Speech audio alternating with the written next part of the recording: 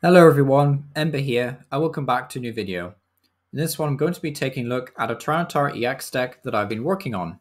So basically Tyranitar EX is a very bulky 340 HP stage 2 lightning type, which honestly I didn't think was going to be that good. I definitely had my reservations when it came for Tyranitar, honestly.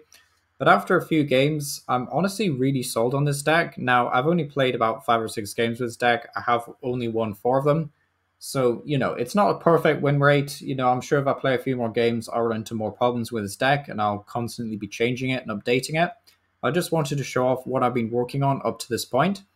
So this is Tyranitar. It has 2 attacks, Mountain Hurl and Lightning Rampage. Mountain Hurl is okay in a pinch. For a single energy does 120, but you do have to discard the top 2 cards of your deck, so that's kind of annoying.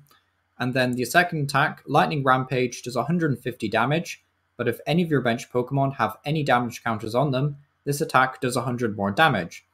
So you can do 250, which is really nice because with modifiers, you can go up to 280 and KO a lot of relevant and competitive Pokemon that have 280 HP, which is really solid, honestly, but I honestly haven't found room for Defiant Band, let alone Choice Belt or anything, so yeah, it's a bit of a problem, but I haven't found room for those cards yet. I'm just going off the 250 currently, which is still decent because it's obviously carrying stuff like PAL, which is relevant, and you're still turret-killing everything else in the game while also absorbing most hits because you're so tanky. So as for other attackers, actually I should probably start with how I'm getting this damage into play. So usually what people would say is go for stuff like Gapejaw Bog, which says when you bench a Pokemon, you place 2 damage counters on it, which honestly is a decent option, but it does shrink your HP of your Pokemon down quite considerably, and it does leave you vulnerable to stuff like Lost Zone and Sableye plays. So what I went with is actually something like Gengar. Now Gengar, of course, can make itself pretty fragile when it comes back from the discard pile, so of course, sniping options will be pretty effective against it, which is a shame, but still does have the ability Netherworld Gate that says once in your turn, if this Pokemon is in your discard pile, you can put it onto your bench, and if you do, place 3 damage counters on Gengar. So essentially, all we have to do really is discard Gengar with either like a Research or an Ultra Ball. Then we can just put it straight onto the bench from the discard pile, and then it basically acts as our modifier for Tyranitar. It's a really nice option. We also do actually play Luminous Energy in this deck, so if you really wanted to, you could actually attack with Gengar and do Screaming Circle, which isn't the worst attack in the world, but honestly not something that I would obviously be relying on. As for the support line, though, we do have a 2/2 line of Bibarel for that draw power, as well as 1 copy of Cleffa. What's really nice about Cleffa is not only is it as like a decent pivot in this deck, acts as a decent pivot, I should say, it is just here because we don't really want our opponent to KO a Larvitar if we can avoid it. We'd much rather our opponent went through a Cleffa, and then we promote Larvitar, attach another energy, then Rare Candy and Tyranitar, and if all goes swimmingly, we can do 250 damage on our second turn, which isn't as unrealistic as you might think with this deck. So ends up being a pretty strong tech inclusion. I can understand why people don't like Cleffa. You could swap this out for like a Squawkabilly X or something, or even a Manaphy if you really wanted to. But honestly, Cleffa's been super useful, and I would highly recommend it. Also, I'm pretty sure I'm playing Level Ball in this list. If I'm not, then whoops. But I went for Pupitar just because I'm already playing Level Ball. I might as well. For those turns where you're maybe being a bit slower, and you either want to use Cleffa again, or you want to evolve Tyranitar with the active, and then evolve the bench one into Pupitar, so it's just a bit more tankier.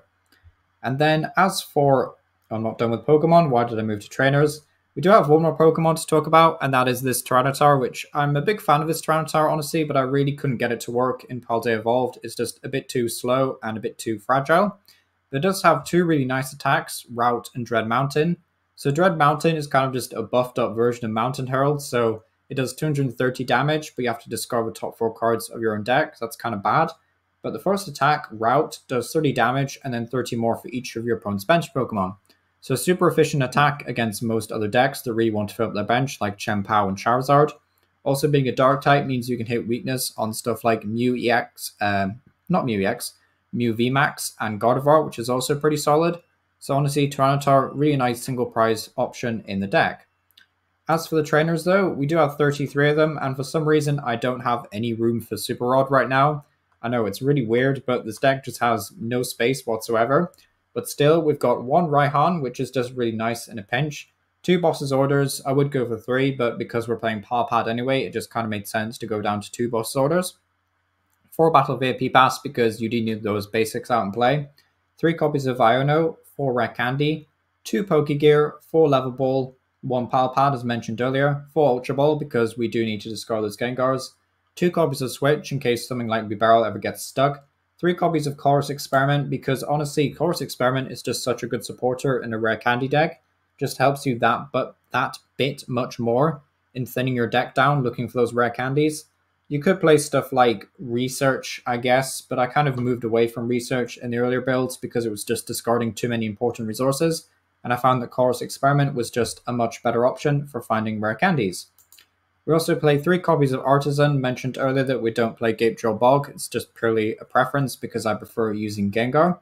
But Artazon will allow us to search our deck for stuff like Larvitars as well as Bidoofs, so that's really nice to see. Could also get a Cleffa if we really need it to. But Artazon menu there is a stadium counter, a really nice one, even though we don't actually play like any Roblox Pokemon with abilities, funny enough, which is interesting, I guess. So if you really wanted to, you could go for like Path to the Peak for more disruption.